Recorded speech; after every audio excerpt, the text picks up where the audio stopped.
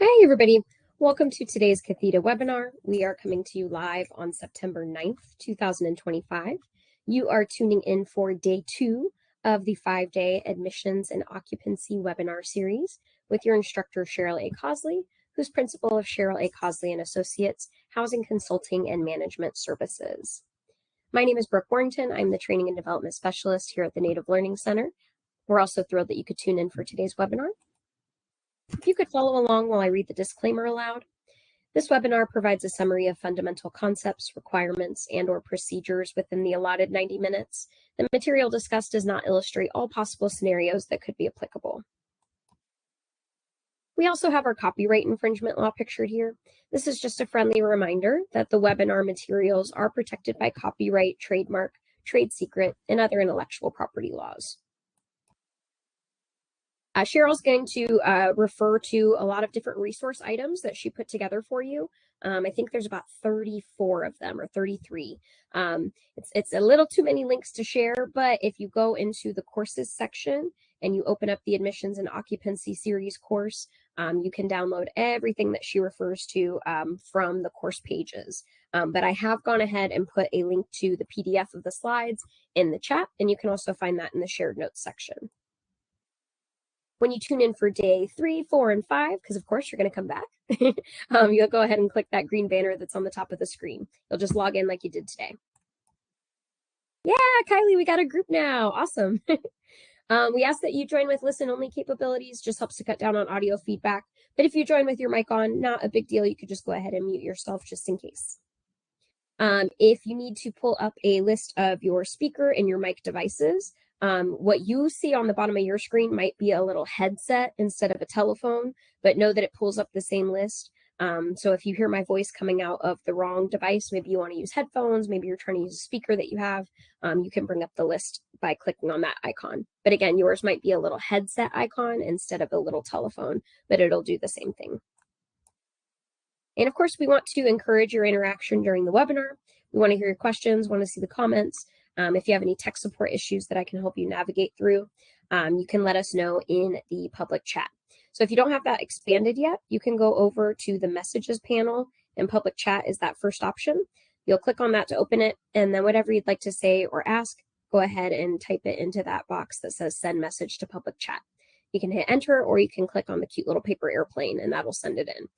With Cheryl's presentations, typically she is probably going to answer questions a lot, like as she's going through her presentation, they'll just kind of naturally get answered. But if you don't want to forget the question that you have, go ahead and send it into the chat, and then we'll address anything remaining at the end. If you found that you joined and your mic is on, you can go ahead and mute yourself by clicking on the little mic icon. And then we do have a list of helpful links in the shared notes section. You can find the link that you can bookmark to log in easy through the future, our Cathedra webinar archive, a lot of different stuff in there, as well as a link to the PDF of the slides. But again, that is for you in the chat as well. All right, y'all, we'd love if you take a moment to introduce yourselves into the public chat and get it going for us. You could let us know your name, where you're tuning in from, your work or your role in Indian country. It's probably what led you to the webinar, but maybe you're just here learning. Your tribal affiliation, if you have one. You might be a tribal employee and not have affiliation. That is okay too. All of the above are welcome. And while you're introducing yourselves in the chat, just a quick final note. Try your best not to click on that little red menu panel that's to the far left of your screen. Yours probably is just a list of icons, but know that if you click on something, it's not going to give you like an "Are you sure?" screen. It's just going to take you immediately out of the webinar and take you to whatever that you clicked in the menu.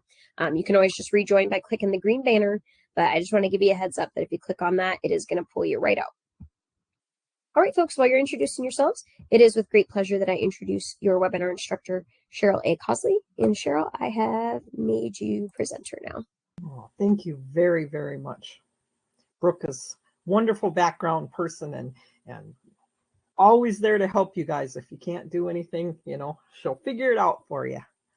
So this is Admissions and Occupancy Day 2, 5-day course. So I do really hope that you join us for the rest of the week.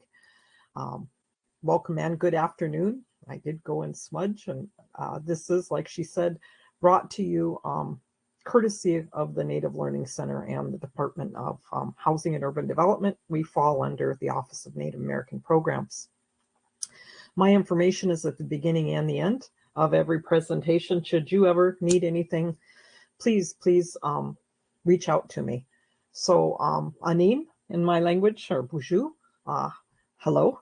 My name is Cheryl Cosley. My Anishinaabe name is Redbird Woman. I'm Loon Clan, and I come from the place of the Pike, Sekino-Shinkoning, which is the Bay Mills Indian community. Bay Mills is a reservation located in the Upper Peninsula of Michigan, right at the very top, and our waters actually border Canada. And we're Ojibwe or Chippewa, whichever you refer to as, you know. I was director of housing for my tribe for over 28 years. During that time, I served as chairperson for 7 years of the Great Lakes Indian Housing Association. That's the 31 tribes that surround the Great Lakes area, and we're under the Chicago ONAP office. I was also very honored to serve on the board of directors for the National American Indian Housing Council, NAHC, for a total of 16 years. I started as the secretary, became vice chair, and then did 2 terms as the chairwoman, two-year terms. I started in 1990 in housing, and then I worked a couple of years after that chairmanship, and then started Cheryl Cosley and Associates in March of 2019. And I provide training and technical assistance such as this in person and virtually throughout the United States, the lower 48 and Alaska. I'm headed out to Alaska in like 2 weeks again. So I work all over in the Pueblos quite often, the rancherias, out in California, the villages up in Alaska, Oklahoma. So I very, very much enjoy and am very privileged to be able to continue to help all of our people. So if you guys ever need training and technical assistance, reach out to your HUD office and request it. There's a lot of people, good people out there to help you. So the objectives are to help you understand NAHASDA, more specifically your A&O policies. That's admissions and occupancy.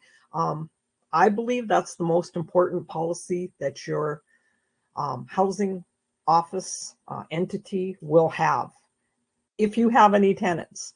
But you still need it if you are receiving money and you're expending it, because if you're offering any type of program, you need to know how to figure out their income and things like that. So that'll hopefully help you on your journey with that. It's going to help with verification, learning collections, explaining intake and application. So all sorts of things that hopefully you'll use on your journey. So our course structure, presentation, exercises, participant materials, and we've got examples in here. So as she said, there are a lot of reference materials. Philistine, Alexander, sweetheart, you have an open mic. If you can click that mic button down there. There you go. Good job. So some of these things you can get off of the Code Talk site, but there's some of them, the only way you can get them is through basically these links, because they're things that different agencies and tribes have offered in the past, sample corrective action letters and client plans and rehab program policies and verification forms and purchase policies and things like that. So this is probably the only place you'll get things like that, is to actually attend an A&O class. So maybe reach out and grab those ones. The other ones, you can just take note of which ones, and you can always get them off Code Talk, hopefully. So we're going to talk about administration required document use. Excuse me, that was yesterday. We did admission, administrative required document use, overview of some of the NAHASDA requirements, taught you basically how to use our guidance in organizing your A&O department. Today we're going to look at your application process and some of the definitions of income, calculating income using Section 8, and those federally mandated exclusions. Tomorrow we'll hit assets, and this is what we'll do for the rest of the time, okay? Occupancy standards, other programs, your lease management, your tenant and your home buyer selection, conflict of interest in admissions, your waiting list management, your verifications, calculating assistance for non-low income families, your lease compliance basics, counseling, and collections. So it's really important that you do that. And we're going to talk about file management also. So file management, your thorough documentation ensures your ability to demonstrate accountability and compliance with the statutory and regulatory requirements. That documentation is meaningless if you can't find it, okay? You're only as good as your filing. And I also teach procurement, and this is one thing that I teach in procurement, because you have to write down some of the bids and things you get. You can't just scribble. Okay, you might be able to understand your scribble, but it might be 7 years until HUD comes in and audits that particular file. They have to be able to interpret that. And if you're not there, you're bringing the ship down because of your writing. So make sure, maybe during your self-monitoring or whatever, that one of the things you do is go into somebody else's work and see if you can make heads or tails out of it. And if you can't, that means you gotta, maybe strengthen up your record keeping for your files. Okay, so please make sure that your stuff is retrievable and make sure that it makes sense. So our file management requirements, you have to maintain written procedures for identifying the type of files you're going to maintain, the documentation required for tenant and programmatic files, the manner in which they are to be retrieved and stored. And you have to remember the documentation to show that family was eligible at the time of admission. You have to keep that in the current file. If it gets this thick, you got to move it when you change files, okay? You have to have that proof in there. I was just doing a policies class last week, and I shared with the class that I got an audit finding in my first HUD monitoring about placement of a family who's was not eligible at the time of admission, or we couldn't prove it. There wasn't enough verification document. And the thing was, it was like 5 to 10 years before I even started there, but I was in line, so it was my finding, and we had to answer it. We answered that by taking an A&O class. That's what you do. So if you're during your self-monitoring, you should find out that you have that situation. Put a big old red flag on that. Talk about it in your APR and say, we are going to fix this problem by taking an admissions and occupancy class so we don't make mistakes like this again. And hopefully you won't get, in trouble for that. So a sample policy for your filing. Filing requirements, all applications are filed as active or inactive. File management, when an applicant is placed on a waiting list, the application and all supporting documentation maintained in the active file.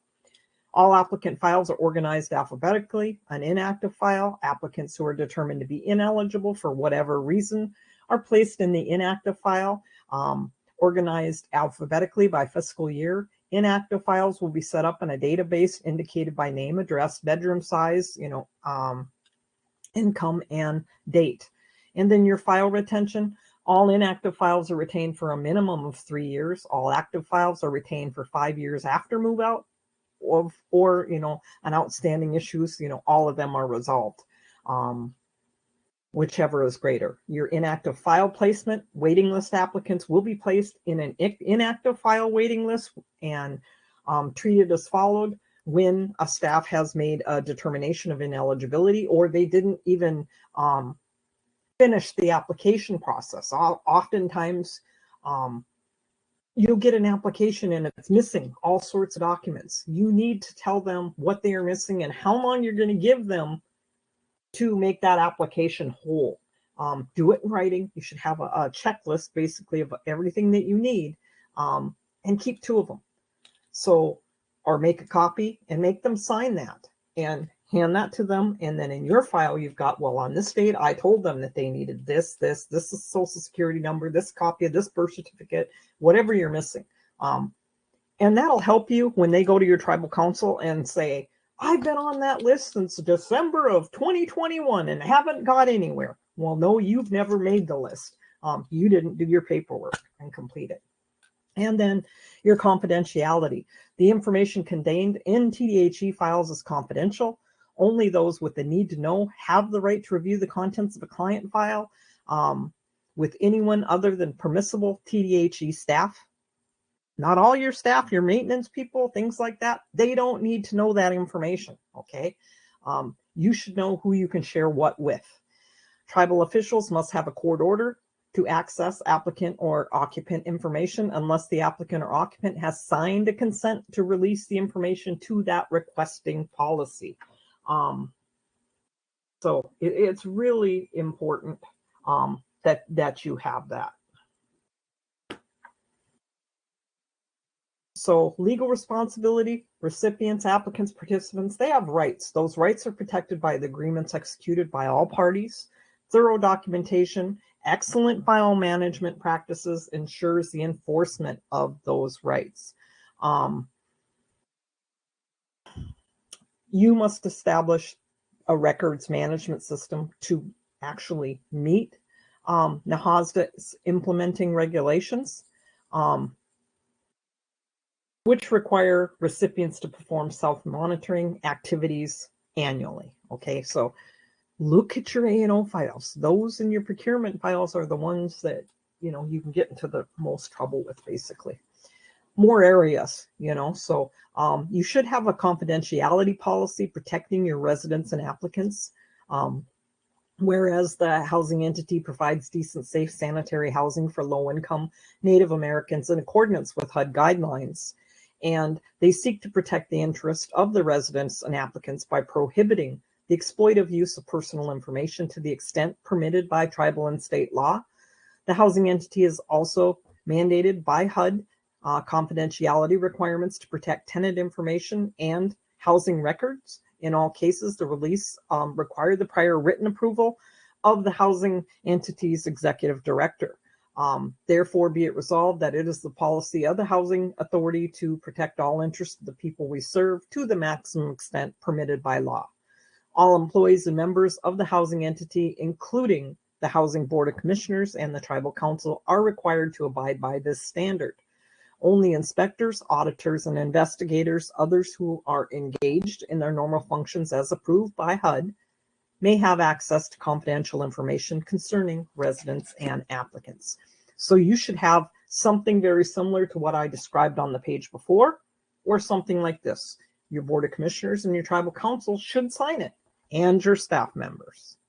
Okay, so your file organization, this is a sample, you know, way to set up a file. I think this is the method that we used. You know, it's not rocket science, this one's, but at least you know where everything should be. And you put a sample one at the beginning of your first file so people know where to look. So the first section, left side, application, latest application on top, pre-selection notice, move-in deposit requirement sheets. If you do drug testing, results of drug testing. Yes, there are tribes that test their applicants, okay? We didn't, some do. Receipt of security deposit, receipt of key issuance, certificate of completion of orientation or housing counseling class, tenant itemized worksheet, all initial verifications, enrollment numbers, things like that, copy of payroll deduction forms with dates sent to finance or whoever you send them to. We utilized our human resources department through the tribe, and we used to send information for any tribal employee. It was just way quicker to find out how much they're getting paid, how much they're working, copy of the paycheck stub if we needed it, you know. Get that working relationship. Ask your tribal council if you can have access to that. Copy of payroll deduction form with the date, like I said, sent to whoever you got to send it to. Your amortization computation schedule, if applicable. Recomputation of a loan balance, if applicable, move-in inspection, lease agreement, addendums or contract agreements, and conveyance documents, if applicable. The right side of the first file, their research, their verifications, updated application sheets, and payoff statements, if applicable. Second section, left side, all inspections, interior and exterior, any work orders, any billing. Your work orders are really important to show, especially if there's billing with it, that you actually completed that work. Make sure you go all the way through that cycle so they'll look for that you don't get a finding. They'll look to see if you charge somebody, if it was more than wear and tear, And then they will look to see that if you charge somebody that you actually completed the work. So don't have any slippage there. I'm warning you, that's a place where you can get in trouble. So the right side, payback agreements, tenant history if necessary, especially, you know, perhaps somebody that was a prior tenant that trashed one of your houses. You might double their security deposit to allow them back in and do more frequent inspections. You're going to want their tenant history to explain that as to why you're doing that. Adjustments, delinquency notices, notices to a credit bureau if you are a tribe that sends them. That's a discussion you have with your governing body if you want to do something like that. Sometimes you can do it to help build your tenant's credit. Sometimes it doesn't help. They're not, you know, current on their payments. So third selection, left side incoming correspondence, right side outgoing correspondence. Additional files for counseling, client assessments, budgets, credit reports, debt management on the left side. Your right side, your counseling session summaries. So you got to have a good file system. If you think of anything else you need in there, list it, but put it in the same place so you don't have to go searching through your files. So maintaining housing counseling files. The forms listed on there are tools, you know, your housing counselors can also use to maintain accurate records of the activity related to each client. Housing counseling does not always follow a natural progression of events from start to finish. There is often new information, changing circumstances, which your counselor is going to actually have to track. A good record keeping is the foundation, again, to providing good services to clients. So these ones are some of the ones that you actually might use for housing counseling. Credit or criminal record information. Okay, be careful with that. That information is not supposed to be in the tenant file. You have to establish, and the same thing with any type of drug related. A lot of our tribes, my tribe included, I actually served on the board with them, have some healing to wellness courts. Those healing to wellness courts might actually allow participants that you normally wouldn't have within housing that have a criminal, you know, perhaps a drug history or alcohol related or whatever. One of the things you're going to have to make provisions for is they have, at least in my tribe, the police can come into the house at any point that they are in healing to wellness court. And they are in there for a minimum of 1 year. They come knocking on your door. Sometimes they just stand at the door. Depending on if you take too long to get to the door, you don't answer the door, or when you get there, you look like you have partook in any illegal type of activity, and there is no alcohol allowed during that time either, they will come in and they do not need a warrant. Okay, those files need to reflect that also. Okay, work with your legal department because they don't need notice to go in while they are, you know, in that type of program. So your criminal and your drug programs, those files need to be under lock and key, under usually your executive director or their designee. The designee is also supposed to be listed in your official meeting minutes. Okay. And that's another thing. Your board members can't see that. Okay. That's really privileged information. It's supposed to be destroyed once the purpose for which the record was requested and has been accomplished. Okay, so you have to have a system of record management to make sure that stuff is secured. Lock and key, custody of the executive director, designee has to be in the meeting minutes. You can see regulations at 1050, 1152, and 154. And program guidance 2019-05. Update to instructions for obtaining FBI criminal history record information. I had an ORI number. There's various ways that you can do it. It's changed over time. Sometimes you actually have to, if they have a certain hit, they'll say they have an FBI file, and then you have to get fingerprints and send for those. And you have their complete criminal history in it. You have to have a whole process for that, which you should probably be trained on, how you're supposed to handle that very, very confidential and privileged information. Like I said, same thing with the drug abuse treatment. Must not be, those records should not be retained. in the applicant-tenant file, retained separately and securely, okay? And you cannot be talking about that with anybody that does not need to know. Oftentimes for the criminal history, I would go in front of the tribal council and tell them we have a 25-year-old male, Bay Mills member or non. You know, they would find out if they're tribal or not. Basically what they were charged with, or what they did, what they were charged with, because oftentimes there'll be two different things. And they would take a vote. I would see how each one of them voted, keep that tally. And if the person passed, they'd never know who they let in. If they didn't pass, in our situation, the chairman's job was to make or break a tie.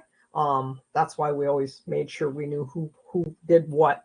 And then we would tell the applicant that they didn't pass the board approval for their criminal history. They have the right to grieve. If they would like to appear before the board in person, they may do so. And then I think they had 10 days under ours to be able to do that. Then they came in and pleaded their case in person. And the tribe could say, okay, you did this. And sometimes they'd put an addendum on that contract in order to let them in. Sometimes they'd say no. You know, they would always start with, you know, housing is a privilege. It's not, you know, something that is automatically bestowed upon you.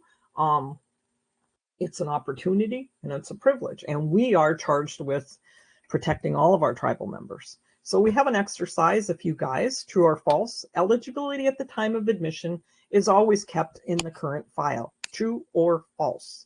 And if you guys could do so as quickly as you can, it would be helpful.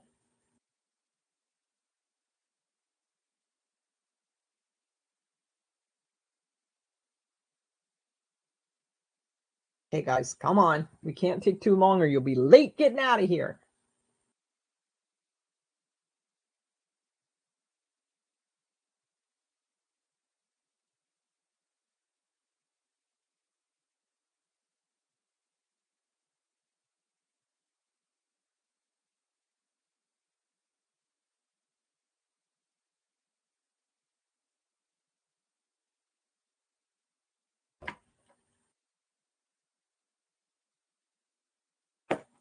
Okay.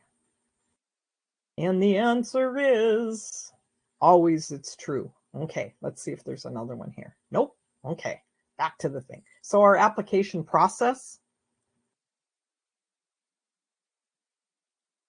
the most important contributions to the correct determinant of eligibility, house payment, other housing assistance is correct information provided by the family.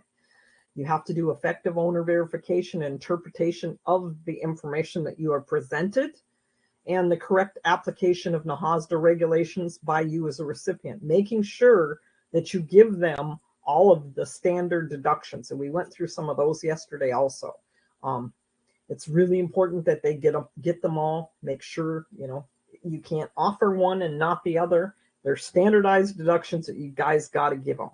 So recipient responsibility, it's to create that system. Your policies, your procedures, your questions, your formats, your interview tools, reflecting the NAHASDA requirements while ensuring fair and consistent implementation. Not all applicants, even willing ones, provide complete and accurate information. Also, not all recipients collect the data needed to achieve the desired results. Consequently, you have to rely on a process that includes written applications, program application process, a definitive screening process, and a good interviewing process. You receive the application, determine if it's complete, date and time stamp it, or you notify the applicant that the application is incomplete with instructions to resubmit. Pre-screen to determine eligibility, assess the applicant's suitability for your programs and set up an interview. Determine if they're eligible and notify the applicant, or you notify them of a denial in accordance with your A&O policy and you file it in your denials or your inactive files. If units are not available, you put them on the waiting list. When a unit becomes available, you select from the waiting list the applicant with the most points and preferences according to your A&O policy. notify the applicant of a unit offer and the need to update and verify their information. It's considered untimely if it's over 30 days old. You're going to get checked on for the rest of your housing life to see if they were income eligible at the time of admission. That's why you're going to, if it's over than 30 days, it's considered what they say not timely. Make sure that, you know, they're still qualified. Offers accepted, applicant is still eligible, completes the move-in inspection, hopefully signs that lease and lives happily ever after. That's the brief showdown of that process. So your written application, they're required of any person or household to apply for housing assistance. They should sign and date the application. A staff member should time and date stamp, initial the application to document when it was received. Unless your waiting list is closed, the staff should accept every application, process them to the extent necessary to determine if they're eligible.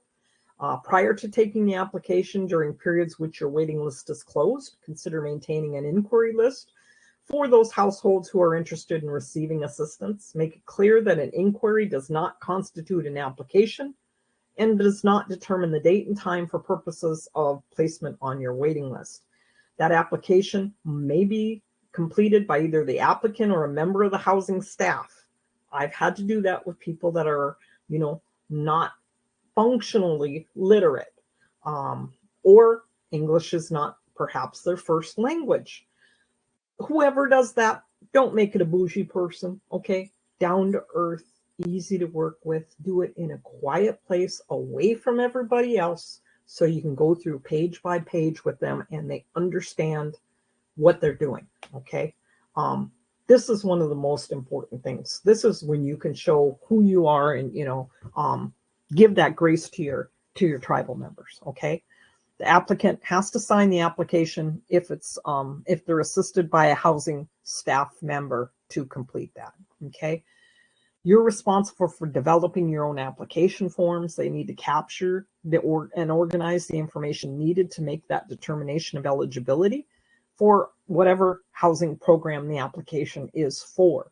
You're going to need the household gross income, the family's characteristics, the size, the location, and the type of the home, if it's a housing application, whether the family is suitable for participation in your housing program in accordance with your applicant selection criteria within the selection policy, and whether that family qualifies for an established preferences, if you have any, in your A&O policy.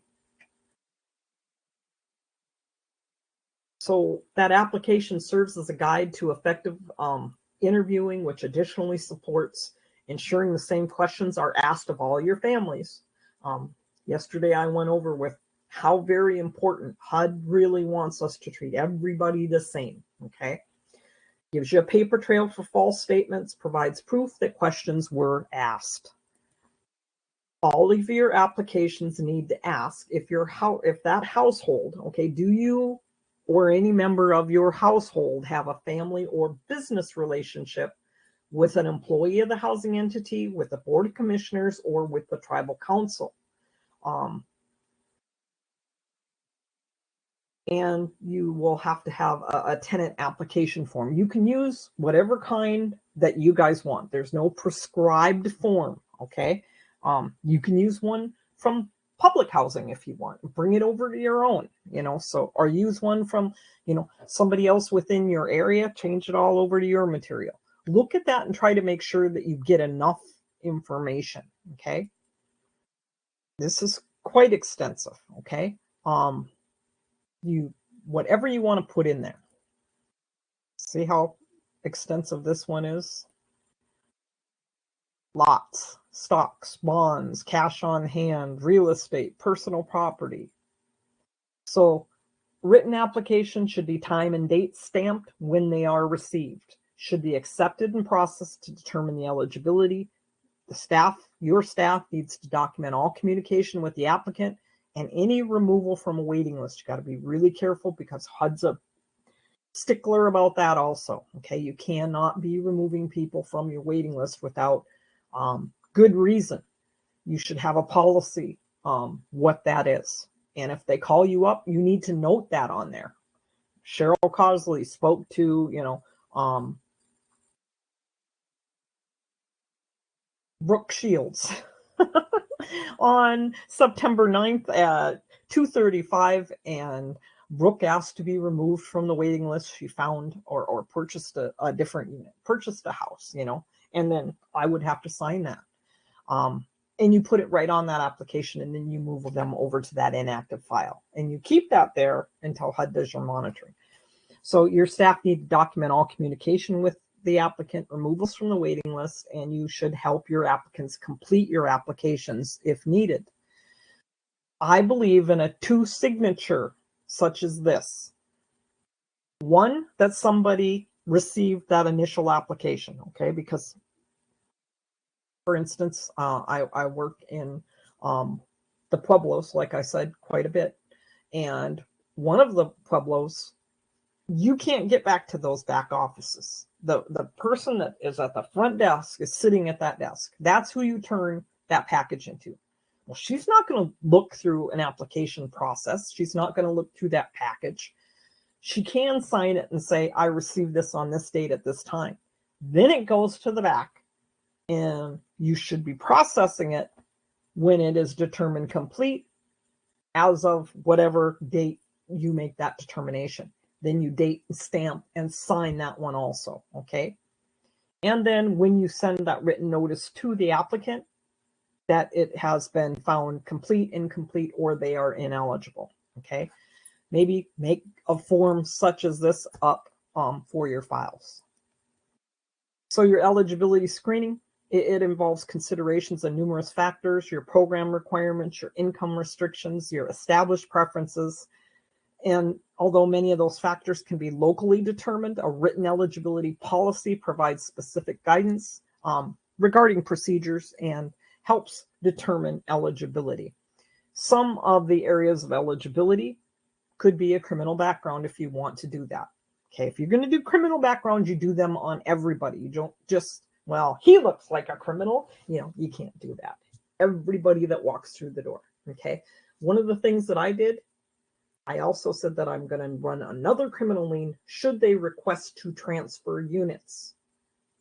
And I was amazed that some of the infractions that had occurred in the 10 to 15 years since that they moved in, small reservations somewhat, I had no idea. It's like, oh, when did they do that? But you can do that, but you make that part of the policy, your criminal background check policy. This is when we're going to run this criminal lien. Landlord references, you're going to get them because their family cannot be a reference, okay? Living with mom and dad or whatever. Program specific requirements, eligible family, individual composition, tribal enrollment documentation. Got to have proof that they're Native, okay? The money is for low income Native Americans, unless you have deemed them essential or helped them under the law enforcement provision. Conflict of interest. Are they related to anybody at the housing office? Any of the staff? Are they related to any of the board of commissioners? Are they related to any of the tribal council? Social securities numbers, birth certificates, marriage license or divorce decrees, credit worthiness. Okay, that's normally for your rent to own or that type home ownership type product. Is it going to be their principal residence? You need to address that in your A&O policy. If you're going to allow them to leave, for how long? Are they allowed to own 2 houses? You guys have to make sure, like I said, that A&O policy is really important. Do they have the ability to enter into an agreement? What's their rental use and maintenance history? Have they trashed your place before? So my office, because we also ran the utility authority, which was the water and the sewer, they couldn't owe the utility authority nor the housing authority money when they tried to submit an application. If they did, we would have to tell them this balance has to be paid in full before we can accept your application. You don't want them already dug halfway through their hole before you started. Get them paid off, do that, and then we'd be glad to take your application. Okay. Habits and practices. verification timeframes, their employment stability, previously assisted applicant, and whether there is an outstanding debt, rental use, and like I said, maintenance history. If they've trashed your place, you might want to put double security deposit and more frequent inspections on there. Ability to enter into an agreement. The name for it is slipping my head, but if they're under the age of 18 and they went through the court and they're on their own. If you're going to allow applications for someone that has went through that process that are under the age of 18, you need to address that in your A&O also. So your different programs, your different processes, your application process is going to vary depending on the type of assistance that you offer. Remember, in all cases, the recipient must first determine income eligibility. Data collection focuses solely on gathering information from the family or the household composition. The interviewer will ask all the questions pertaining to eligibility and document the answers to each question. Your data analysis, your interviewer is going to evaluate the information, the documents provided by the family to determine what needs to be verified, determines whether the family has to provide additional documents or information, and at that time, we'll try to resolve any discrepancies between the family statements and other verifications. They might, give you a stack of pay stubs and be missing a couple. And then you get it from the employer and they're there. Can you tell me, did you provide all the check stubs from your employment? Do you work any overtime? Things like that. So interviewing, that is, huge part of what you do.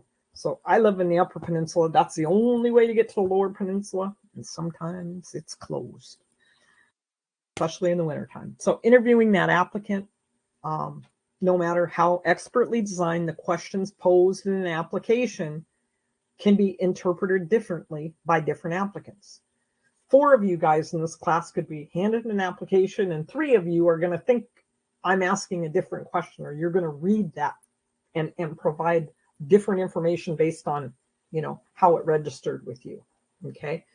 To ensure completeness and accuracy, application review should be supported with staff and applicant interviews. You go through the applicant. This is how you answered, Interviewing is the most important skill in the housing process when it's performed effectively. It can either encourage or discourage compliance, cooperation, and honest disclosure. Another way to encourage that is find a HUD fraud statement, and whoever is doing this, and by your stack of applications, blow up that thing and show them what can happen when they lie to the federal government, okay? That would be a smart thing to do also. Good interviewers have to possess people, data collection, analysis skills. Additionally, they have to demonstrate that genuine interest in the family and their circumstances. Like I said, this is not the job for the bougie personnel. This is your down-to-earth, works easily with everybody. I had one girl that was so good. She could call them up and say, hey, I noticed you didn't make your payment. I'm going to have to give you a late charge.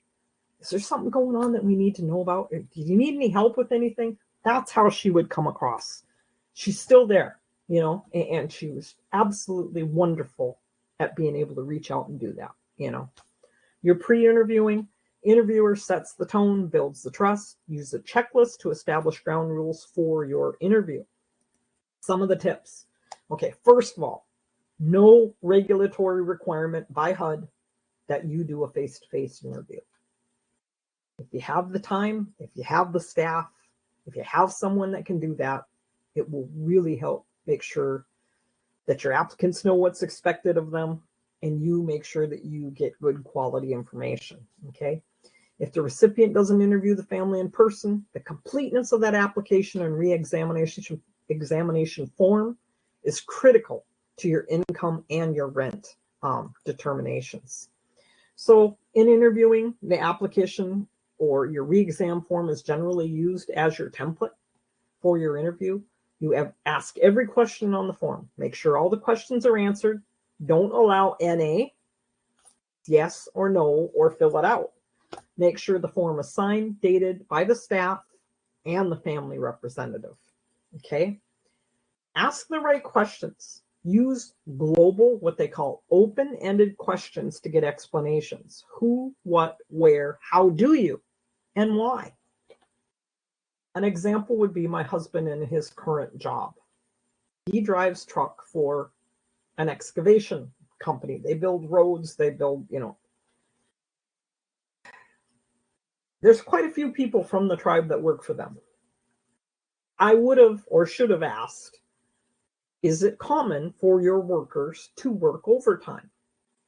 Little would I know until he became employed there that their first week of work and their last week of work are the only weeks that they don't get overtime. That's usually a 40-hour week because they're starting and ending the job.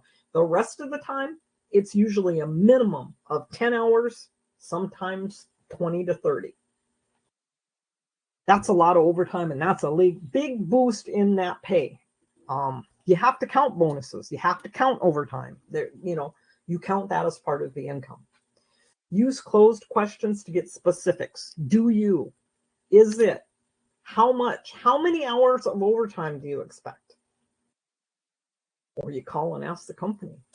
Probing questions. Using probing questions to get additional information about an issue, clarifying or resolving discrepancies. What do you mean by? Could you explain how? Help me to understand this. How do you get at this number? Why did you answer it that way? So probing questions are truly relevant when there's conflicting statements or documentation provided by the family. An example, the report shows the family was employed 2 quarters and the family said they have no employment. What kind of questions would you ask then? At that point, you'd be saying, hey, why did you say that? Am I going to have to expect that every time that I ask you something, I have to go out and verify that? That's not getting them on a good foot. And you basically say, and by the way, that's fraud. Don't let that happen again. So, you avoid multiple questions, okay? Do you have a checking savings account or any type of investment such as an IRA or certificate of deposit? It's easy just to say no. What you would say is, do you have a checking account? Anybody in the household? Do you have a savings account? Do you have any type of an investment such as an IRA? Or do you have certificates of deposit? Let them answer each one. Avoid leading questions. You don't have any income, do you? Everything's the same as last year, right? No, that's not what you do. You can't lead them down that road. You have to be, do you have any income? Or is there any income coming in from this participant, this one, this applicant? Has anything changed since last year? Did anybody turn 18? Did you have any babies? Did you get a new job? Is there change in income? I have that life-altering conversation with them once they're picked, okay? And it would take a little while, but I would go through, the policies and the lease and all of that with them. Even when I had staff, I often would be the one that did that, or my assistant. And we would say, we need you to come in and let us know when, you add a baby, somebody leaves, is there death in the family, if you get divorced, if you get married, if somebody moves in. You run a criminal lien on your applicants, nobody moves in without the permission of your housing entity. You make sure that they know that. You make sure that they know about their guest. They are responsible for the conduct of their guest. Grandma, that means your grandson. They bring drugs in, you get busted, somebody comes in drunk and pops holes in your wall, you can get evicted because of that. So you make sure that they know that. What they say, you utilize a mirror question. You reflect or you restate a response. So you really only work 10 hours a week? That's most ever? If that's what they tell you, you turn around and you give that back to them. The purpose of mirroring and reflecting what an individual has said is to obtain confirmation, correction, if need be, clarification, or amplification of the question that you're asking them. So To ensure consistency, you should use a checklist, okay? Interviewers should have a planned approach to ensure consistency in your process. Pre-interview questions, data collections, analysis of the data collected, and closing out that interview with them. You focus solely on gathering information from the family. The interviewer asks all the questions pertaining to eligibility and documents the answers to each question. And when you go to close the interview, you review those forms with the family. Obtain the consent forms as needed. I usually would like the release of information signed in front of one of the staff members by the people that are signing it. If not, you take the time to look at those to make sure that that's not, not somebody in the family signature and not the person that you're getting that release from. You have somebody that's 17. At that point, you tell them when they turn 18, they need to come in here and sign a release form. Tell mom that or dad that or whoever. Provide the family with written instructions about any further information or documents that the family must provide. Date it, sign it, make a copy of it. You keep a copy, give them a copy. Okay? Answer any questions that they could have. Provide the family, information the family may need to understand your program rules and requirements. One way of remembering the purposes of an interview, they use an acronym, which is CAVE. The interviewer plays an essential role in the collection of a complete information, the analysis of the information, to determine the verification requirements and to resolve any discrepancies, verification of that information, and education of the applicants and tenants of what is required and how your program works. Your effective intake results will help with the selection of tenants who will likely comply with your lease, follow your program requirements, appreciate the housing assistance provided. Poor intake results in the admission of problem tenants and ultimately higher cost to you as recipients. You won't collect the stuff, or chances are they could trash your place. So we have an exercise here. Everybody, please, quickly if you can, true or false, the application should be date and stamped when received.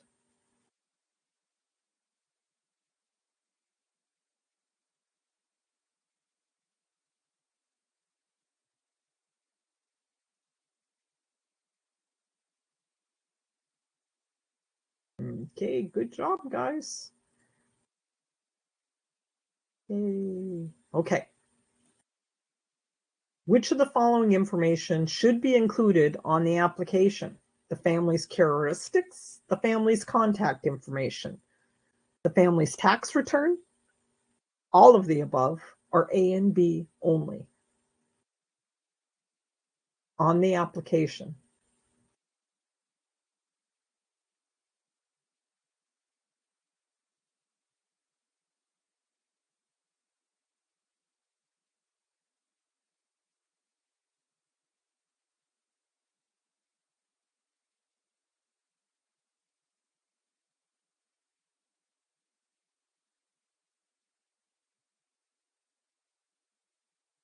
Okay, for those of you that answered E or A and B,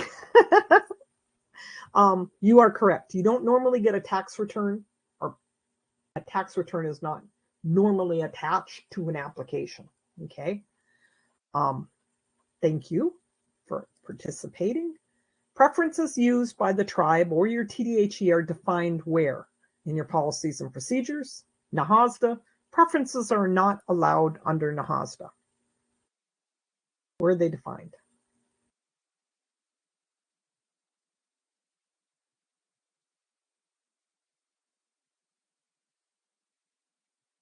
Good job, guys. Okay, policies and procedures. Okay, true or false? Interviews are required under NAHASDA.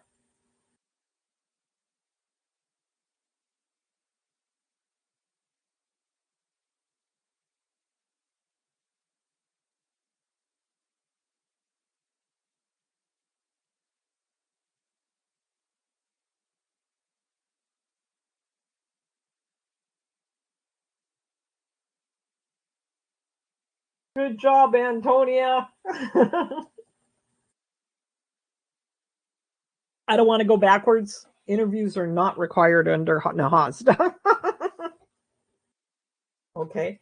But if you can do it, that's the most effective way of gathering that information, remember? Okay. So determining income eligibility. Hopefully you'll learn the definitions of income allowed by NAHASDA, apply the rules to calculate gross annual income, understand what's income, what income is included, what is excluded, whose income counts. Apply income limits to determine your income eligibility. Hopefully learn how to use program guidance on calculating annual income for purposes of eligibility under NAHASDA. So qualifying as affordable housing, when does it happen? It's depending on what you're going to help them with, okay? At the following times. Rental housing at the time of the family's initial occupancy, when they move in the door, okay? A contract to purchase existing housing at the time of the purchase. A lease purchase agreement for existing housing or new construction, the time that agreement is signed. A contract to purchase housing to be constructed at the time you sign that contract, okay?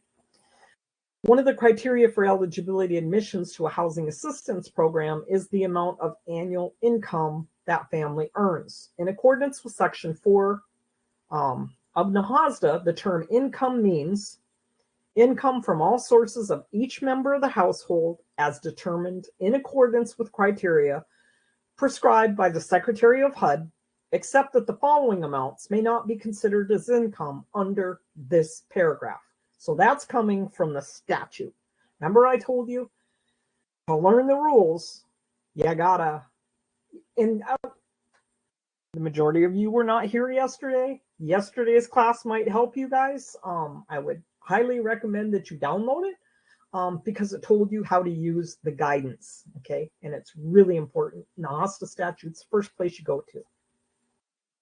Income from all sources of each member of the household is determined in accordance with the criteria prescribed by the Secretary of HUD, except the following amounts cannot be considered as income under this paragraph of the statute. Any amount not actually received by the family.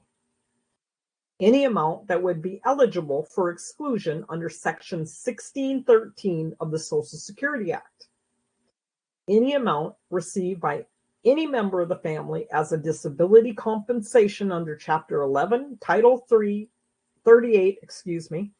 United States Code of Dependency and Indemnity compensation under Chapter 13 of such title. In this case, criteria prescribed by the Secretary means the definition of annual income described at 24 CFR 1010. Three different definitions of income include HUD Section 8 definition of annual income, 24 CFR Part 5 Subpart F, the U.S. Census method, or the IRS method. The best one, and I would really suggest that you guys have a binder. I'm looking for my occupancy binder, but it's way over there. You need an occupancy binder. This is one of the things, along with a copy of the statute and the regs, any program guidances that talk about A&O, definitely 2024-07, you need that in there. You should have the yearly by year, what the income guidelines are. Okay, all that stuff in your binder. 2024 is current. It's got appendixes on there that show the monies that you don't count. Okay, and it's current. The old guidance was like 2013, so this is of last year. So definitely get this guidance. Okay. So the recipient does not need to limit their definition to only one of the three definitions. Section 8, U.S. Census, Internal Revenue Service, okay? Written policy may state that they will use the income definition that is the most advantageous to the tribal housing entity, or it could say that the recipient's going to use the definition most advantageous to the individual families, okay? Be careful with that. You have to show that you are applying that advantageous definition the same way. You have to show that you ran it all three methods. Okay, so you've tripled your work, kind of. It's almost easier just to pick one, but that's up to you. Your housing policy has to specify which method has been adopted. Okay, I've been in a lot of places where they don't have that picked in their A&O policy. They don't have it selected. Okay, so it has to be listed in there. The important thing is the recipient has to be consistent about its income determination policy. If you choose not to limit that definition to only one type, you're going to need to calculate that household income using all three definitions before you make that rent determination and prove that you did that. Okay, keep that paperwork. So this is PIH 2024-07. It talks about HOTMA. Okay, HOTMA is using the Section 8 definition. So if you are utilizing the Section 8 definition, or you are using the definition that says that you're going to use all three, you have to make the changes that happened and occurred. There's certain changes in there as of December 31st, 2025. Okay. You're going to have to redo your A&O policy and have proof of adoption that it was adopted. So if you guys or any of you are in that boat, make sure that you did that and you take into consideration, or you're going to actually revise that to make sure that you are compliant with the Housing Opportunity through the Modernization Act, HOTMA. Okay, there's two different guidances. You can get them on Code Talk. I believe they're also in your reference materials. Make sure that you're compliant with that. Okay, so the notice replaces Program Guidance 2013. That's how old that was. And it's the brand new list of federally mandated exclusions in Appendix D. So make sure you have that, because you should be looking at that to make sure that any of your applicants don't have income derived from any of those sources. So the notice provided updated instructions to block grantees on Indian housing block grantees on how to calculate annual income under program income for the purposes of program eligibility. Covers the three definitions that you may utilize. Specifically, it includes a revised Section 8 method of income determination pursuant to the final rule of housing opportunity through the Modernization Act 2016 HOTMA. Okay, called for regulatory revisions of CFR Part 5 effective January 1st, 2024. We originally, the tribes got an extension until December 31st of 24, and then in late December, they said, no, we didn't give the guidance out to the tribes how to comply. Now they have until December 31st of 2025. Coming up on you quick though. If you utilize the definition for Section 8 or the one that says you're going to use all three, you have to redo your A&O policy before December 31st with proof of adoption. Okay? Marching orders, guys. Sorry. So, as referenced in PIH Notice 2023-34, the transition of HOTMA is providing a one-year transition period for RTDHEs. Tribes have to make sure that they are compliant. Originally, they gave till January 1st, 2025. Didn't make that deadline. Now it's actually been extended. So housing assistance is generally limited to low-income Indian families. A low-income family is defined in the Native American Housing Assistance in NAHASDA as a family whose income does not exceed 80% of the median income or the national median income, whichever is higher. We went through that yesterday in the class, the comparisons that you have to make once a year. If you are like my sister tribe that has 7 counties, you go and you pull up the income limits for every single county, pick the highest one, compare that to the national median income, whichever is higher, that's what you use. You have to use the highest, and that's what you'll use for this year until the next one is published, okay, in May or June. So to calculate the family's annual income for purposes of eligibility, you need to follow these steps. Adopt an income definition. So make sure that your A&O policy has a definition, which one of those three that you are going to use. We'll go through Appendix A in the next module about Section 8, okay? Defining annual income, although we discussed each method separately, the method typically used prior to the enactment of NAHASDA was Section 8 because they utilized it for other programs, okay? So a lot of people that, have low-income housing tax credits or get monies from different areas utilize that Section 8 definition. So census definition, annual income is reported under your U.S. Census long form in the most recent available decennial census, means the definition of income used by the census, not the dollar amount reported. Appendix B describes the census income definition and contains the income definition inclusions and exclusions. So this speaks to all three of those methods. Make sure you utilize one or all three and use the language in this notice. It'll really help you, okay? This one is U.S. definition, wages, salary, commissions, bonuses, tips from all jobs, report the amount before deductions for taxes, bonds, dues, or other items. Self-employment income, including proprietorships and partnerships. You report the net income after your business expenses, non-farm and farm businesses, interest, dividends, non-rental income, royalty income, income from estates and trust, report even small amounts credited to an account, Social Security, railroad retirement, supplemental security income, any public assistance, welfare payments from the state or local welfare office. Do not include assistance like food, rental, education, childcare, transportation, heating and cooling cost assistance, or any non-cash benefit.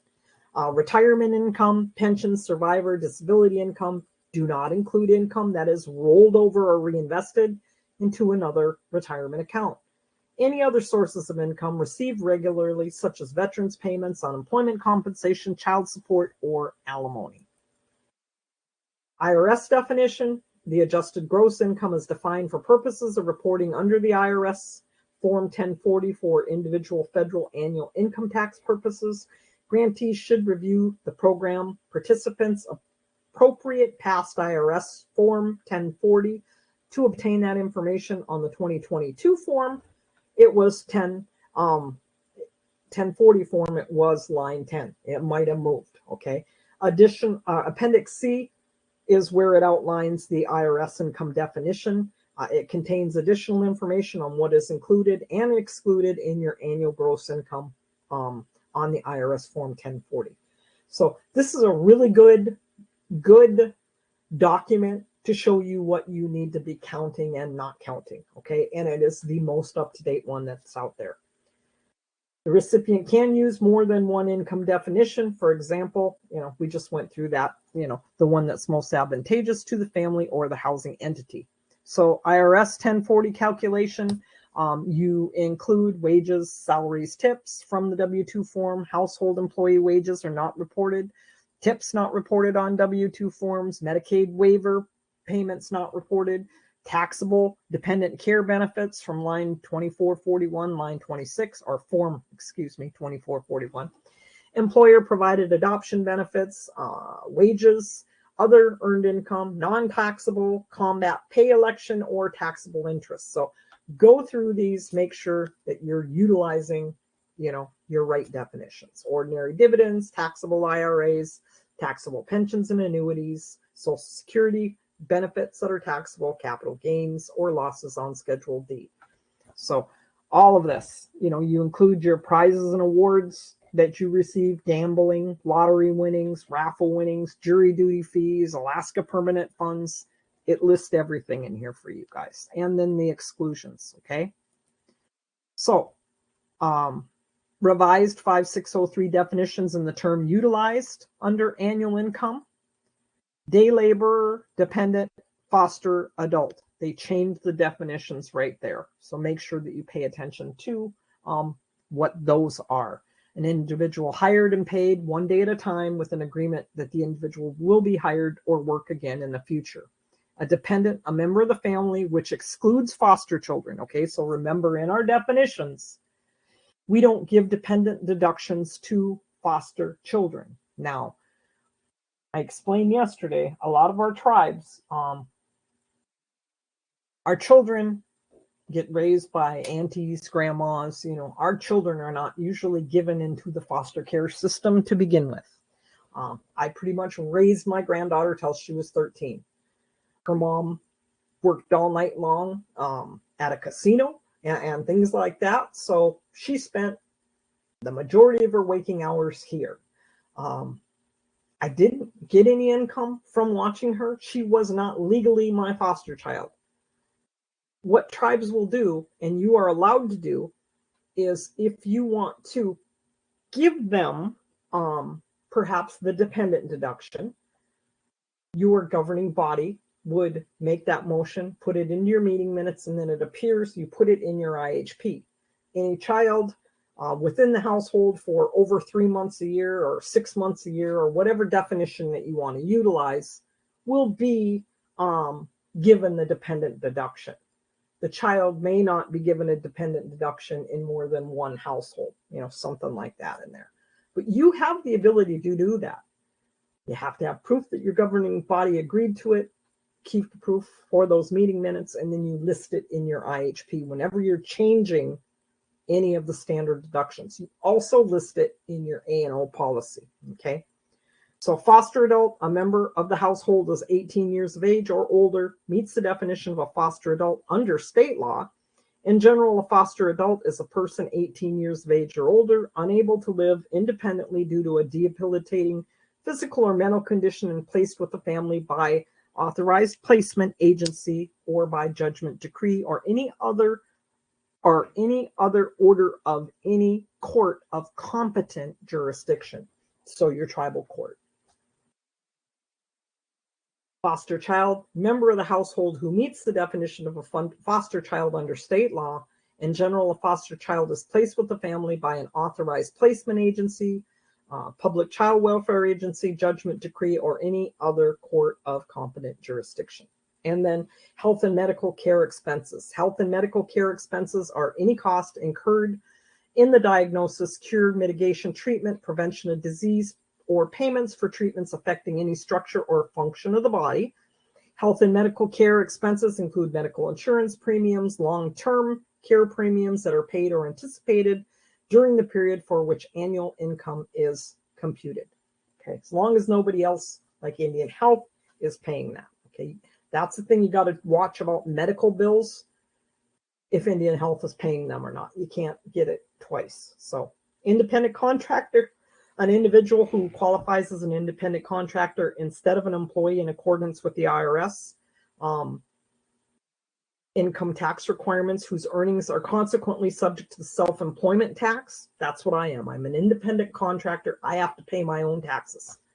I wrote a check to the IRS today and put it in the mail every 3 months.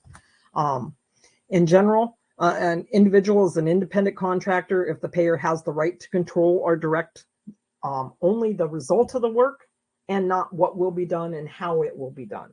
Okay. Minor, member of the family other than the head of family or spouse who is under the age of 18 years of age. So there's a rule that we went over yesterday. The head of household, the co-head, the sole occupant can never be given a dependent deduction under any circumstance. Okay, goes for the school deductions, goes for the dependent deductions. You might have married a 16-year-old. Okay, they can't be your dependent and the co-head. Seasonal worker, an individual who is hired into a short-term position and the employment begins at the same time each year, such as summer or winter.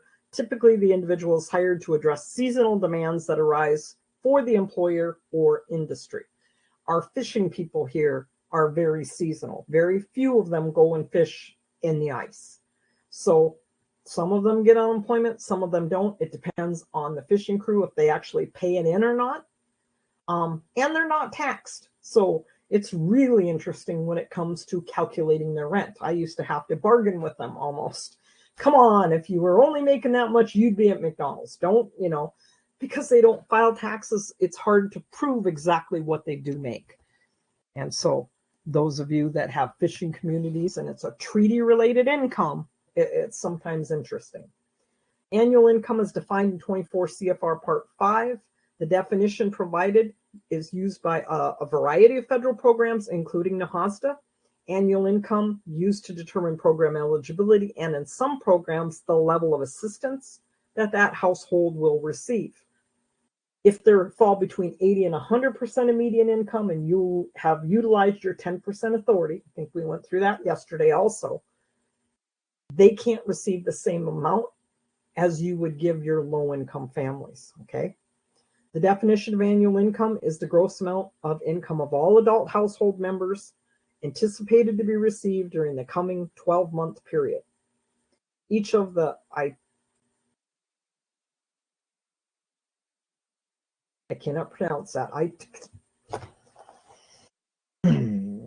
Each of the italicized phrases in this definition listed on the next slide is a key to understanding the requirements for calculating annual income. There's like 5 words that when I read it, it totally goes wrong in my mind to pronounce it correctly. So gross amount. For those types of income counted, gross amount before any deductions have been taken are used. Income of all adult members. Definition of annual income contains income inclusions, type of income to be counted, and exclusions, types of income that are not considered. Anticipated to be received. The Part 5 annual income definition is used to determine eligibility, the amount of federal assistance a household can receive. The recipient must therefore use the household's expected ability to pay rather than past earnings when estimating the housing assistance needs. So, steps to tackling income. Whose income to count? You look at your NAHASDA references, your definitions of income, and all those program guidances, especially the one that we just went over. How to calculate income and calculating income for eligibility. Whose income to count? Generally all adult household members. Anticipating, grantees are required to project the household's income, a snapshot of current, circumstances. Grantees should assume that those current circumstances is going to continue for the next 12 months. Exception is when documentation is provided that those current circumstances are about to change. I work in a summer industry. I get laid off, in Memorial Day of every year. So whose income counts? The earned income of full-time students 18 years of age or older who are not the head, co-head, or sole occupant is excluded to the extent that it exceeds $480. So the rule for a student, and I believe we went through this yesterday also, if they're not the head of household, the co-head, or the sole occupant, and they are a full-time student, full-time, they get a $480 dependent deduction. Then if they work, you count the first $480 that they make and nothing else. They could make $50,000 and you would not count that, but they have to be full-time and they cannot ever be the head, co-head, or sole occupant, okay? Employment income, you count for the head, the spouse, the co-head, other adults. Don't count the dependents under the age of 18. Non-members, foster child, you don't count. A foster adult, you do count their income. A live-in aid, you never count anything. Other income, you count it for the head, the co-head, and the spouse. You basically count it for everybody except a live-in aid. Remember, you don't count anything for a live-in aid. So, whose income to count? Knowing whose income to count is as important as knowing which income to count. That is demonstrated in the upcoming chart, which summarizes those income generally counted for Section 8 for the purposes of calculating household income for NAHASDA assistance. Under Part 5 definition, the annual income special consideration is given to income earned or unearned by the following groups of people. Minors. Earned income of minors is not counted. However, unearned income attributable to a minor, child support, TANF payments, other benefits paid on behalf of a minor is included. Foster children and adults, persons included in the household members count. Foster children's earned income is not counted. However, unearned income counts as income. Foster adults' earned and unearned income counts as income. Live-in aids. If a household includes a paid live-in aid, whether paid by the household or a social service program, the income of that live-in aid, regardless of the source, is not counted. Person with disabilities. During the annual recertification of a household income, recipients are required to exclude from annual income certain increases in the income of a disabled member of the qualified family residing in a NAHASDA assisted housing or receiving NAHASDA tenant-based rental assistance. Adult students living away from home, if they're counted as a member of the household in determining the household size, okay, so you're comparing it on the income limits, the first 480 of the student's income has to be counted in the household's income. Note, however, the 480 limit does not apply to a student who is the head of household, the co-head, or the sole occupant, okay? To count the adult student as a household member, the adult student would need to be verified as a dependent, usually on the parent's tax return. Okay, now that one is totally up to you. I've explained this before. My son started working full-time the day he turned 17. 15, I think, actually. It did not take him long to realize that he made more money filing his own tax return rather than me. And I let him do it. If I would have been in the program and that would have been a stipulation, that could have, cost us that deduction. So that is up to you to build your criteria for that. You could just verify that he's part of the household, he's living there, and that he is in school full-time. You use your criteria. Additionally, student status must be verified with documentation in the file.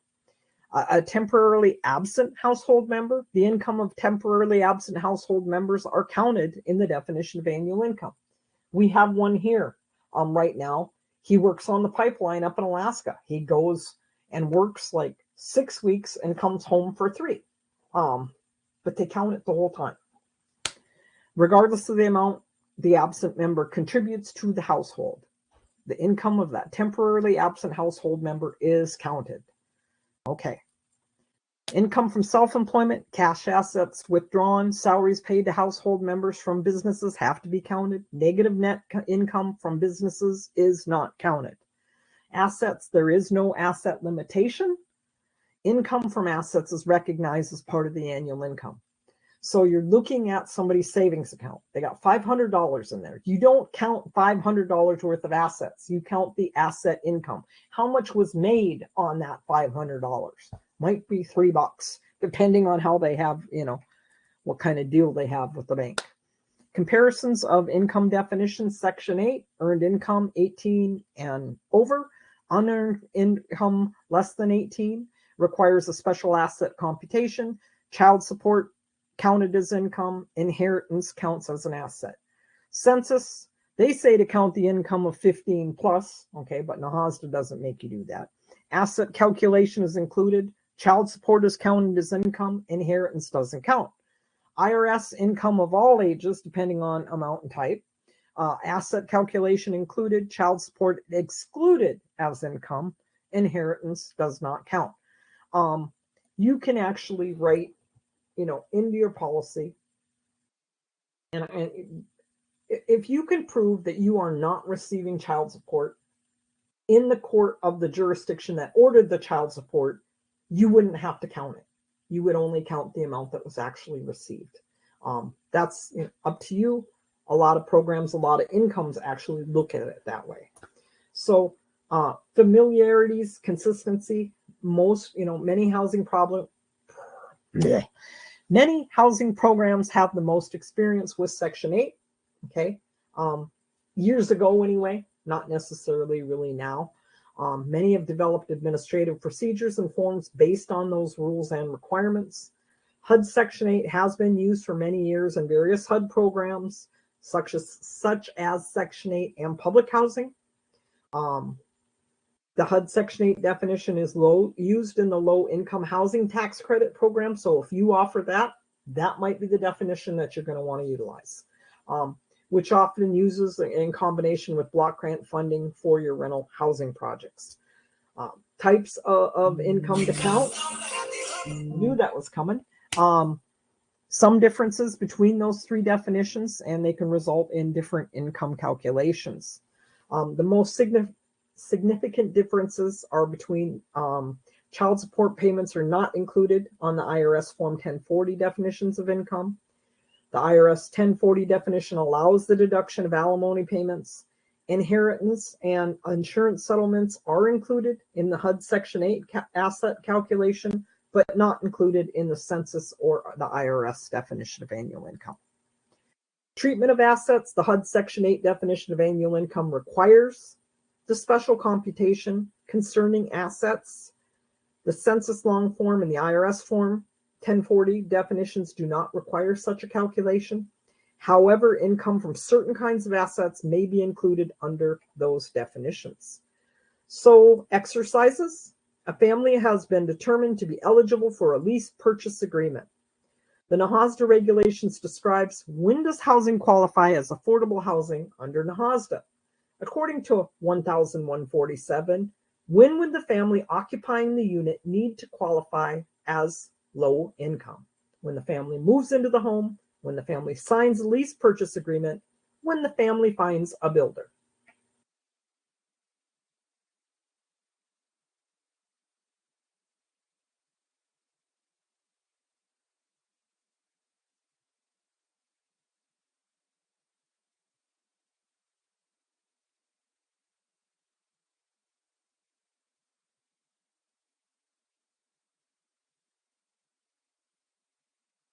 Good job, guys. That's the correct answer.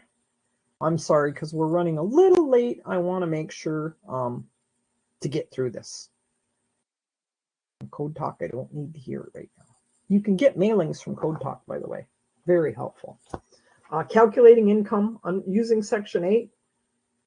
Again, understand what income is included and excluded, whose income counts, apply income limits to determine eligibility. Learn to use the program guidance on calculating annual income. If you get nothing out of today's, print off that guidance and then look at your A&O policy and make sure you're doing it whichever way that you are calling for. Gross amount of income of all adult household members anticipated to be received during the coming 12-month period.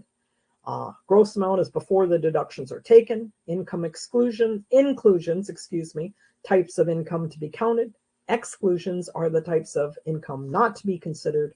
Anticipated income is a projections of earnings over the next 12 months. Some of the income inclusions could be examples: employment, Social Security, TANF, tribal general assistance, alimony, child support, Alaska Corporation dividends, reoccurring gifts, unemployment benefits, workman's comp, permanent fund dividends, per capita payments from gaming activities, per cap from tribal trust land. Okay. Should your income be derived from a tribal trust land settlement, and Bay Mills is one of them, the first $2,000 that you earn does not count. Okay, so if I moved into your tribe and moved in with one of your gentlemen, you would need to know that exclusion, okay? Because I get that money on a yearly basis. Not that much, but we do. And it is derived from tribal trust land, okay? It has to be land, not gaming. So examples of excluded household income: food stamps, Section 8 rental assistance, foster care payments, hostile fire to military pay, student financial aid, recurring payments paid directly to a child care provider not living in the home, and amounts specifically excluded by any federal statute, including lump sum or periodic payments. Cobell versus Salazar. They are all listed in that PIH notice 2024-07. That's why it's really important that you get that and put that in your A&O binder. Examples of income excluded: veterans benefits excluded from income from program eligibility per PIH Notice 2011-15, compensation for a veteran, any member of his or her family for service-connected disability or death under Title 38 U.S.C. Chapter 11, dependency and indemnity compensation for service-connected deaths under Title 38. Chapter 13 is excluded from the calculation of income for determining eligibility under NAHASDA. Types of income to count, a comprehensive list of income that is included and excluded is in the Part 5 updated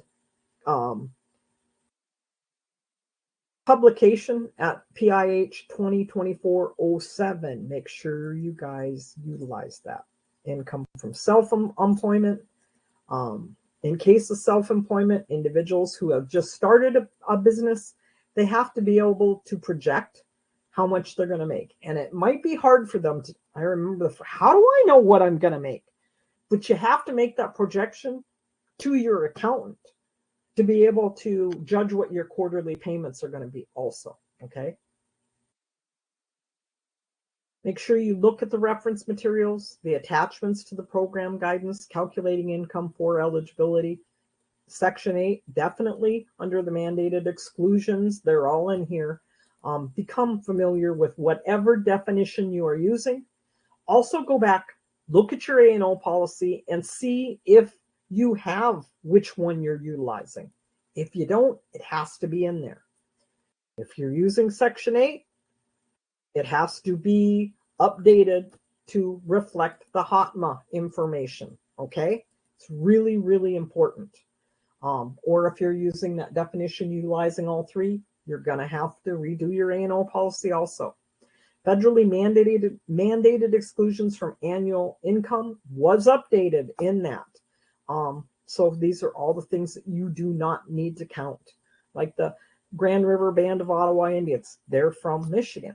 But all of you would need to know that if somebody came in and, you know, food stamps, things like that. So make sure that you are have this in your A&O binder. You need a binder, guys. Payments received after January 1st, 89 from Agent Orange. We had several of our tribal members because Native Americans typically have more presence in the military services than any other group. So we have a lot of military people. So there's a lot of different ones here. I'm not going to read them out loud to you. It's up to you to make sure that you know what they are. Okay. Social Security income, certain rules to assist in determining the correct monthly amount to be used when calculating the income for Social Security. The monthly amount before the Medicare amount is deducted. Use the monthly amount after adjustments for past overpayments. Use the monthly amount with the expected cost of the living adjustment, your COLA, included if the COLA has been announced for that particular year. Okay, that's usually announced in October. So it's good timely stuff right now if you're by any chance doing your updates. I know people that do updates in November to make sure that this is considered in there when they have large elderly groups. Social Security benefits can be delivered to the recipient via Express or Debit MasterCard, okay? Creates a scenario where you would count the income being received from the Social Security and count the balance on the card as an asset. You're not double counting because you would only count the interest being earned on the card balances, if any, just as you would count the interest on any Social Security funds that had been deposited into an interest-bearing checking or savings account, if any, also there, okay? Alimony and child support that has been awarded, the court must be counted unless the person designated to receive these payments can demonstrate that he or she is not receiving the payments and they have taken legal action through the courts or child support enforcement agency to attempt to collect the payments. So this is good language for your policy. If the recipient has a court order and they're not receiving any payments and they have not attempted to enforce collection, then the full amount of that court-ordered support must be included when calculating the household's gross annual income. So like I said, that's good for your A&O policy. If they have filed proceedings to collect the court-ordered payments, they're receiving a lesser amount than awarded by the court. The lesser amount may be counted if you have third-party verification that you can obtain documenting those enforcement attempts. If the support is being paid through the welfare agency, the family may not receive the full amount. The welfare agency will use part of the funds to offset the cost of the welfare benefit that the individual is receiving. Then the individual is entitled to receive the child support, what is known as a pass-through amount instead of the full amount. Okay, you don't charge them for something that they are not getting. In those cases, only that pass-through amount is counted toward that household income. Section 8 method counts all military pay except for hostile fire. When block grant funds are leveraged with other federal or private funds, other requirements may apply for military pay. Sorry, guys, I ran you 5 minutes late. Don't leave. Please, please come back tomorrow. Brooke has a survey for you guys to do. And thank you for joining us today. I hope you learned a lot. Thank you so much, Cheryl. This is such incredible, valuable information. You always go through it so well. No worries on going over a few minutes. I would say that's actually like only went over 5, pretty good. So I did put the webinar feedback survey link for you guys in the chat. If you click on that, it is going to be a different one than the one yesterday. And each day it will be a new one. Feel free to be as candid as you would like. They are anonymous, so you don't have to feel anxious about your name or your email being connected to it or anything. It's just a little something to let us at the Native Learning Center know what's working and what we can improve upon for the future. We hope you can join us for the next webinar, which is going to be tomorrow, and that'll be Admissions and Occupancy Day 3. It's going to be same time, same place. So like I said, just log in like you did today and click on that green banner at the top of the screen, and you will be able to join us once again. I did put the link to the Day 1 slides as well as the Day 1 recording in the chat. So if you missed yesterday, feel free to go access those, and that way you can kind of be up to speed. But know that they are also posted in the courses section here on the learning platform also. You can check out this as well as our other recorded webinars. They are on our YouTube channel in the Catheta webinar archive. There's a whole playlist where you could go through everything. They go back about 2 years. It's a really great resource. I highly recommend that you check it out. And feel free to check out our other upcoming training events. We post about them on our various social media. We are on Facebook, Instagram, LinkedIn, Twitter. If you are a podcast listener, we have our own podcast, the Hope a Thing, a Native American podcast. We go into more micro topics within tribal housing and self-determination. It's a little bit shorter platform than our webinars are. And you can find those on our YouTube channel as well as listening anywhere you listen to your podcasts. That's okay, Kylie. We'll be recording tomorrow's. I'm not able to post the recordings until they generate. So I will post tomorrow's recording Thursday morning. But you'll be able to catch up. Don't worry. And we hope you can still tune in for Day 4 and Day 5. All right, folks. That is all we have for you today. But we hope you can come back tomorrow if you're available. And like I said to Kylie, if not, no worries. You can always check out the recording when I post it Thursday morning. I'm going to go ahead and turn off the recording, but I am going to leave